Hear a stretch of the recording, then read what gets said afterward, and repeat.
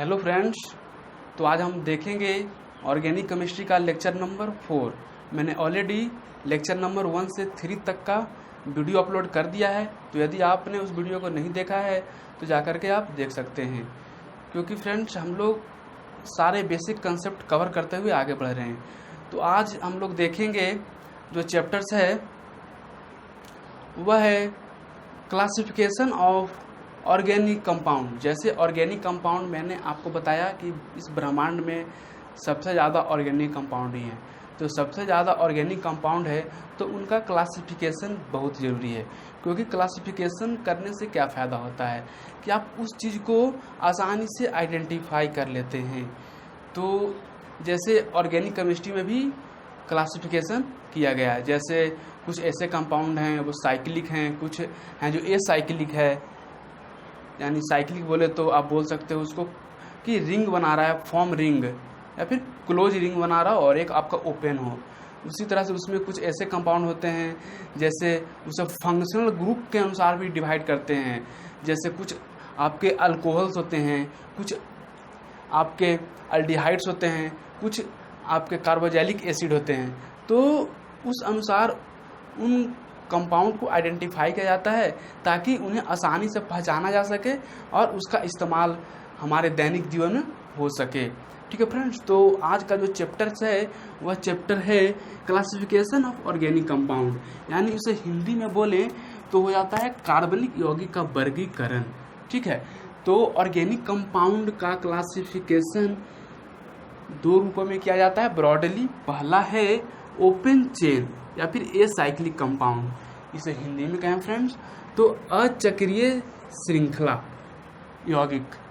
दूसरा है closed chain compound या फिर साइक्लिक कंपाउंड या फिर चक्रीय श्रृंखलाबद्ध यौगिक। ठीक है, इसके बाद फ्रेंड्स हम लोग देखेंगे कि ओपन चेन कंपाउंड किसे कहते हैं, एसाइक्लिक कंपाउंड किसे कहते हैं। तो ओपन चेन कंपाउंड सिंपल आपको जिसमें इस तरह का स्ट्रक्चर मिल जाए, या आपका क्या होगा ओपन चेन हो गया। वही क्लोज चेन बोले तो इस तरह का स्ट्रक्चर आपको मिले तो वह हो जाएगा फ्रेंड्स, वह हो जाएगा क्लोज्ड चेन। यानी इसमें देख रहे हैं कि एक क्लोज रिंग बन रहा है उस कंपाउंड के स्ट्रक्चर लिखते समय। तो ओपन चेन का एग्जाम्पल जो हो जाएगा वह हो जाएगा, जैसे आप इथेन ही ले सकते हैं। ठीक है, तो इथेन का क्या फॉर्मूला होता है C2H6। तो C2H6 देख रहे हैं कि इसको हम लोग कैसे शो करते हैं। मैंने पिछले वीडियो में आपको बताया है कि structural representation of organic compound, तो इसका उसी तरह से शो कर देंगे। कैसे इसका स्ट्रक्चरल रिप्रेजेंटेशन करेंगे, तो इसका स्ट्रक्चरल रिप्रेजेंटेशन कुछ इस तरह से होगा।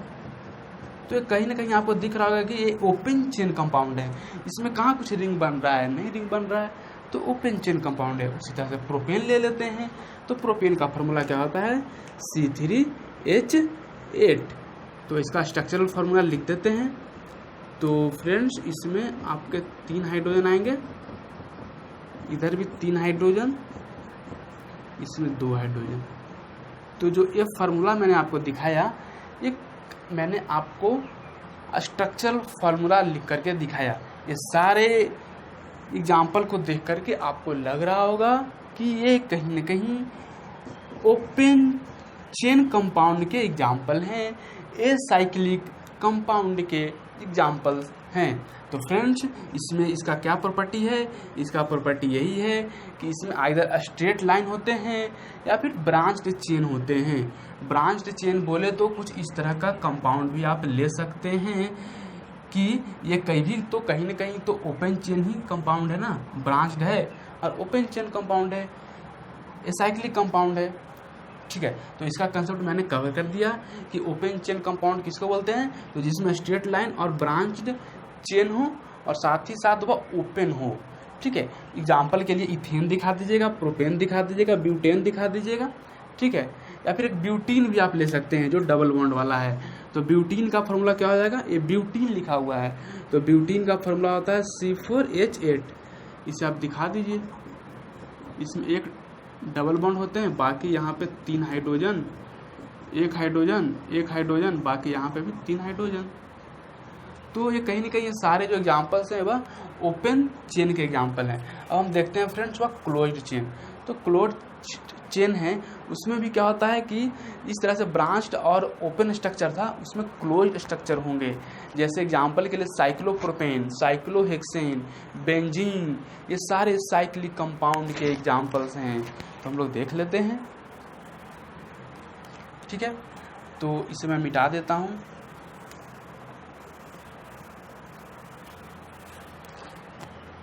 क्लोज्ड चेन देखिए जैसे आपका हो जाएगा, मैंने आपको पिछले वीडियो में बताया था बॉन्ड लाइन फार्मूला। ये आपका बॉन्ड सिर्फ शो हो रहा है, ठीक है। इसका मतलब यहाँ पे कार्बन, यहाँ पे भी कार्बन है, यहाँ पे भी कार्बन है, बाकी बचे जगह पे हाइड्रोजन है। तो आप इसे हाइड्रोजन लिख सकते हैं, ठीक है। अब क्या है फ्रेंड्स कि ये आपका हो गया साइक्लिक कंपाउंड का एग्जाम्पल। उस तरह से ये तो आपका क्या हो गया साइक्लोप्रोपेन। एक और एग्जाम्पल ले लेते हैं साइक्लोहेक्सेन का। 1 carbon, 2 carbon, 3 carbon, 4 carbon, 5 carbon, 6 carbon, यानी कि हेक्सेन। तो साइक्लोहेक्सेन, साइक्लो क्या शो कर रहा है, ये रिंग बना रहा है, ये रिंग बन रहा है, ठीक है।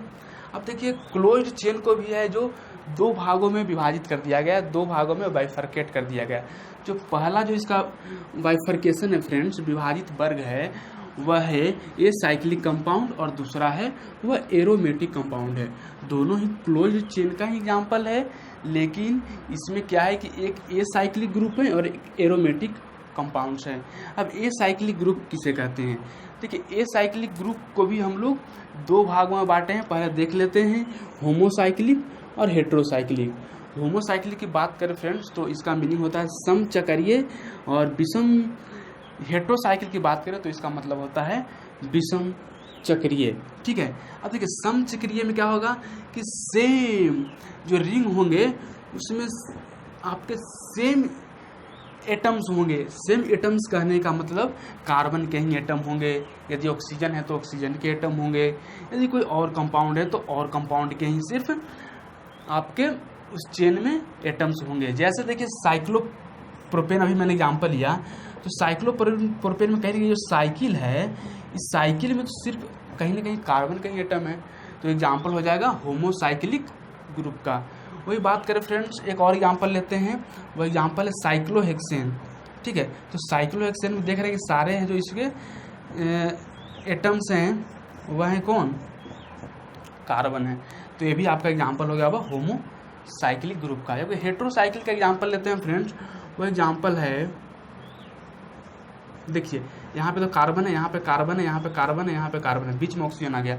हेट्रो विषम, यहाँ पे कार्बन और ऑक्सीजन 2 तरह के एटम हैं।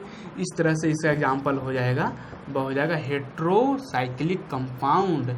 और इसका जो नाम है उस नाम को आपको याद करने की कोई ज़रूरत नहीं है, ये परीक्षा में नहीं पूछी जाएगी, लेकिन आप बस इसे ध्यान में रख सकते हैं कि टेट्राहाइड्रोफ्यूरेन, टेट्राहाइड्रोफ्यूरेन इसका नाम है, टेट्राहाइड्रोफ्यूरेन, ठीक है फ्रेंड्स, टेट्राहाइड्रोफ्यूरेन। तो मैंने आपको बताया कि देखिए क्लोज्ड चेन के भी 2 रूप हैं, उसमें से मैंने आपको एक बताया, इसमें वह है ए साइक्लिक, दूसरा है एरोमेटिक। ए साइक्लिक भी 2 रूप में बटे हुए हैं, उसमें एक है आपका होमोसाइक्लिक और हेट्रोसाइक्लिक, और इसमें आपका है फ्रेंड्स एरोमेटिक कंपाउंड। तो एरोमेटिक कंपाउंड की बात करते हैं तो कि एरोमेटिक कंपाउंड को भी बांटते हैं हम लोग बेंजेनॉइड, नॉन बेंजेनॉइड और हेट्रोसाइक्लिक एरोमेटिक कंपाउंड, ठीक है। तो इसके बारे में भी जान लेते हैं। अभी मैं फिर से रिपीट कर देता हूँ, जिन लोगों को अभी तक इस वीडियो में कुछ नहीं समझ में आ रहा है वो फिर से पढ़ सकते हैं। अभी हम बात कर रहे हैं classification of organic compound. Classification क्यों ज़रूरत है, क्योंकि ऑर्गेनिक कंपाउंड की संख्या बहुत ज़्यादा है इस ब्रह्मांड में। इसके लिए उसे आसानी से आइडेंटिफाई करने के लिए हम लोग ऑर्गेनिक कंपाउंड का क्लासिफिकेशन पढ़ते हैं। ऑर्गेनिक कंपाउंड का ब्रॉडली क्लासिफिकेशन होता है फ्रेंड्स, वह दो रूप में होता है, एक आपका ओपन चेन, एक आपका क्लोज्ड चेन। ठीक है फ्रेंड्स, तो ओपन चेन में हम लोग सिंपली देखते हैं उसमें कि कोई भी कंपाउंड है उसके या तो स्ट्रेट उसका स्ट्रक्चर हो या फिर ब्रांच्ड स्ट्रक्चर हो, जैसा कि आपको ethane, propane, butane, butene example लेकर के मैंने बताया था। इसके बाद हम लोग देखते हैं क्लोज्ड चेन। तो क्लोज्ड चेन है फ्रेंड, तो उसमें क्या होता है कि उसमें एक क्लोज्ड चेन बनता है, यानी कि इसमें आपके कंपाउंड्स के स्ट्रक्चर होते हैं वो ओपन नहीं होते हैं। ठीक है, इसमें क्लोज्ड होते हैं, बंद होते हैं। जैसे मैंने एग्जांपल दिया था साइक्लोहेक्सेन, साइक्लोप्रोपेन। ठीक है, अब हम लोग क्लोज्ड चेन के बारे में पढ़ रहे हैं। तो क्लोज्ड चेन को भी दो भागों में बांटा गया है, ये साइक्लिक कंपाउंड और दूसरा एरोमेटिक कंपाउंड। ये साइक्लिक कंपाउंड की बात करें तो इसमें भी दो रूपों में हम लोग तोड़े हैं, वह है होमोसाइक्लिक, हेट्रोसाइक्लिक। जो हिंदी वाले हैं उन्हें मैं बता दूं, होमोसाइक्लिक का हिंदी होता है समचक्रीय और हेट्रोसाइक्लिक का हिंदी होता है विषमचक्रीय। और समचक्रीय किसे कहते हैं? उस रिंग में सारे जो आपके जो एटम्स होंगे, ठीक है, सारे एक ही एलिमेंट का हो। ठीक है, एक ही एलिमेंट कहने का मतलब कार्बन का ही हो तो पूरा कार्बन हो तो पूरा ऑक्सीजन हो, या फिर जो भी कुछ हो। ठीक है, तो इसका एग्जांपल हम लोग देखे थे होमोसाइक्लिक का, जैसे साइक्लोप्रोपेन। तो साइक्लोप्रोपेन में देखे थे तो सारा इसमें यहाँ पे कार्बन, यहाँ पे कार्बन, यहाँ पे कार्बन। उस रिंग की बात मैं कर रहा हूँ, उस रिंग में जो एटम्स हैं वो हैं कार्बन। इसके बाहर तो हाइड्रोजन होंगे ही होंगे, कोई दिक्कत नहीं है। ठीक है, लेकिन उस रिंग में होना चाहिए वो होना चाहिए कार्बन ही। जैसे यहाँ पे साइक्लोहेक्सेन देखे तो ये रिंग है, तो रिंग में तो कार्बन ही है। ठीक है फ्रेंड्स, इसके बाद इधर तो हाइड्रोजन हो ही सकते हैं उसके बॉन्ड को कंप्लीट करने के लिए, उसके ऑक्टेट को पूरा करने के लिए। ठीक है, ये तो मैंने आपको बता ही दिया था कि हाइड्रोजन आप कैसे लगा रहे हैं, आप आसानी से लगा सकते हैं क्योंकि मैंने आपको पिछले वीडियो में ही इस पर एक्सपर्ट बना दिया है। ठीक है, तो हम लोग देख लिए कि ये साइक्लिक ग्रुप को दो भाग में बांटकर होमोसाइक्लिक और हेट्रोसाइक्लिक। होमोसाइक्लिक बोले तो समचक्रीय, जिसमें सारे एटम्स होते हैं उस कंपाउंड में, उसके स्ट्रक्चर में वो होता है, वह एक ही एटम्स होते हैं, एक ही तरह के एटम्स होते हैं। इसमें विषमचक्रीय में हो सकता है कि कार्बन भी हो और ऑक्सीजन भी हो। जैसे हम लोग एग्जाम्पल लेकर के देखे थे यहाँ पे, वह एग्जाम्पल था जो टेट्राहाइड्रोफ्यूरेन का। इसमें देखे थे 1 2 3 4 कार्बन था और बीच में एक ऑक्सीजन था, तो ये क्या हो गया? ये हो गया हेट्रोसाइक्लिक का एग्जाम्पल्स हो गया। अब हम लोग देखेंगे एरोमेटिक कंपाउंड। ठीक है फ्रेंड्स, तो एरोमेटिक्स कंपाउंड होता क्या है उसे हम लोग विस्तार में आगे के आने वाले लेक्चर्स में पढ़ेंगे, लेकिन अभी हम लोग थोड़ा सा जान लेते हैं कि एरोमेटिक कंपाउंड क्या होता है। तो एरोमेटिक कंपाउंड होता है फ्रेंड्स जिसमें आपको मतलब बेंजीन लाइक स्ट्रक्चर मिले। ठीक है, यानी ये साइक्लिक ग्रुप का ही एक पार्ट है, उसमें आपको डबल बॉन्ड भी मिल सकते हैं उसके अंदर, जैसे मैं अभी एग्जांपल लेकर के आपको दिखा रहा हूँ। ठीक है,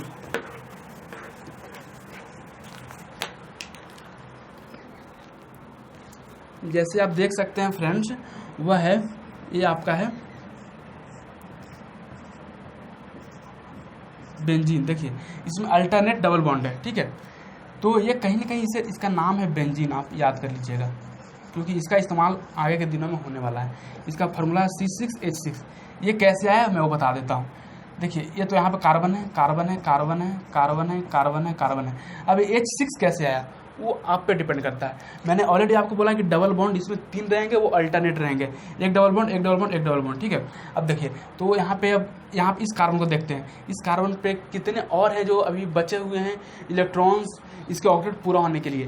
देखिए 2 तो इससे ले लिया, ठीक है, इस कार्बन से, एक इस कार्बन से ले लिया, तो 3 तो इसको पूरा कर लिया, तो 4 पहले से, 4 3 7, एक इसमें हाइड्रोजन और लगेंगे, इसका ऑक्टेट पूरा। इस कंपाउंड को देखें तो इसमें 2 इससे पूरा कर लेगा और एक इससे पूरा कर लेगा, बचा एक, तो इसमें भी एक हाइड्रोजन की जरूरत है। इसी तरह से इसमें भी देखेंगे तो 2 इस कार्बन से पूरा कर लेगा, एक इस कार्बन से पूरा कर लेगा और एक हाइड्रोजन से पूरा कर लेगा। इसमें भी सिमिलरली हाइड्रोजन से पूरा कर लेगा, इसमें भी हाइड्रोजन से पूरा कर लेगा, क्योंकि डबल बॉन्ड आपका यहाँ पे अल्टरनेट प्रेजेंट है।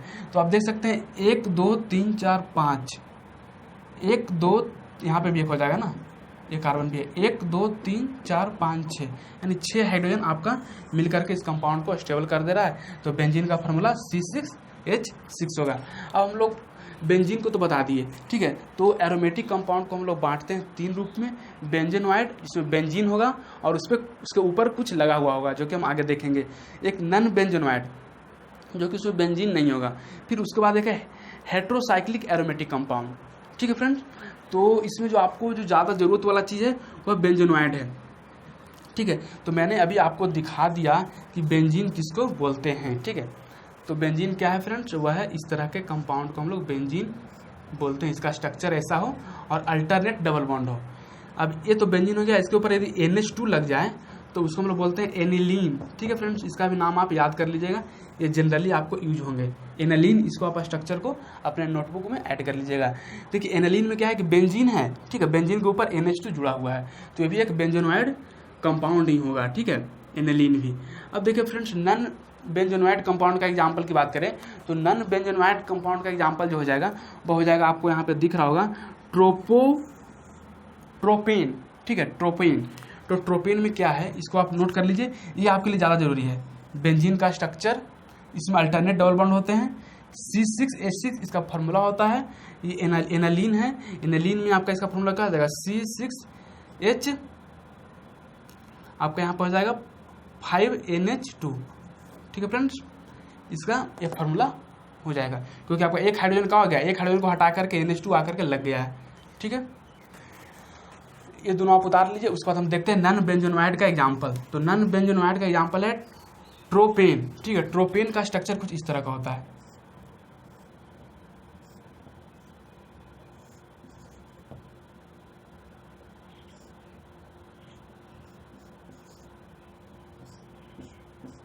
ठीक है फ्रेंड, ये आपका हो गया वो ट्रोपेन हो गया, यानी कि इसका मतलब ये क्या हो गया, रिंग है जो बेंजीन नहीं है, ये तो बेंजीन नहीं है, ये रिंग, ये नॉन बेंजोनॉइड का एग्जांपल हो गया।